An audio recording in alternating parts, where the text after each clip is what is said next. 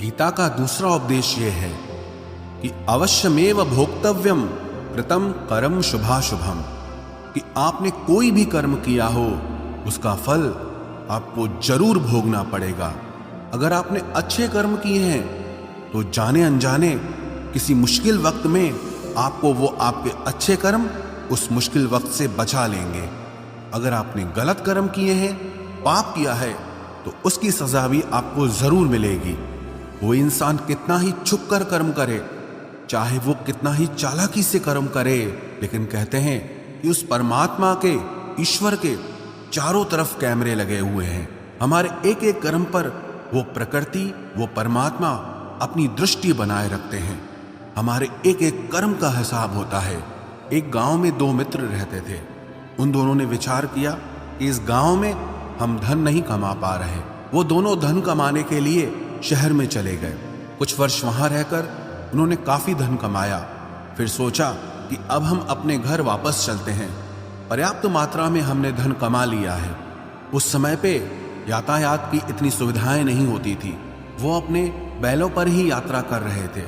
चलते चलते मार्ग में रात हो गई तो उन्होंने विचार किया, आज रात हम यहीं विश्राम करते हैं। एक मित्र ने कहा कि मैं यहाँ पर रहकर धन की रक्षा करता हूँ, तुम बाजार जाकर भोजन की व्यवस्था कर लो। जब वो मित्र बाजार गया तो उसके मन में पाप आ गया। उसने कहा, इतना पैसा हमने कमाया है, अगर मैं इसको यहीं जंगल में मार दूं तो सारा पैसा मेरा हो जाएगा, नहीं तो मुझे इसका आधा धन इसको देना पड़ेगा। मन में ये खोट आने पर उसने अपने मित्र के खाने में जहर मिला दिया, और जब वो खाना लेकर के अपने मित्र के पास गया, उसका मित्र वो जहर वाला खाना खाकर वहीं पर उसकी मृत्यु हो गई। वो व्यक्ति सारा धन लेकर के अपने घर वापस आ गया। फिर उसके घर में एक पुत्र ने जन्म लिया।